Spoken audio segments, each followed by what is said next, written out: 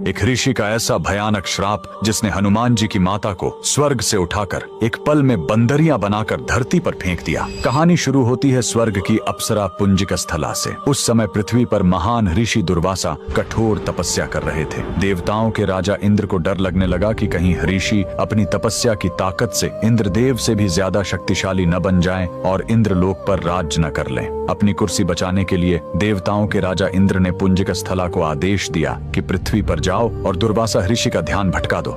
इंद्र के आदेश पर वह ऋषि के आश्रम गई और उनकी तपस्या में बाधा डालने लगी। ऋषि दुर्वासा ने गुस्से में आंखें खोली और उसे श्राप दे दिया। तूने एक चंचल वानर की तरह हरकत की है, जा पृथ्वी पर तेरा चेहरा भी वानर जैसा हो जाएगा। अप्सरा ने रोते हुए ऋषि के पैर पकड़ लिए। तब ऋषि ने दया दिखाई और मुक्ति का उपाय बताया। जिस दिन तुम भगवान शिव के 11वें रुद्र अवतार को जन्म दोगी, तुम वापस अप्सरा बन जाओगी। इसी श्राप के कारण उस अप्सरा ने पृथ्वी पर वानर राज कुंजर के घर बेटी के रूप में जन्म लिया, जिनका नाम अंजना पड़ा। बरी होने पर उनका विवाह महान वानर योद्धा केसरी से हुआ, लेकिन श्राप से मुक्ति पाने के लिए उन्हें एक पुत्र की आवश्यकता थी। इसलिए माता अंजना ने हम्पी के इसी अंजनाद्रि पर्वत पर भगवान शिव की घोर तपस्या की। सालों की तपस्या से शिव जी प्रसन्न हुए और वायुदेव के माध्यम से अंजना के गर्भ में दिव्य शक्ति स्थापित की। और तब इसी पहाड़ी पर जन्म हुआ बजरंग बली का। हनुमान जी के जन्म लेते ही माता अंजना का श्राप टूट गया। आज कर्नाटक के हम्पी में स्थित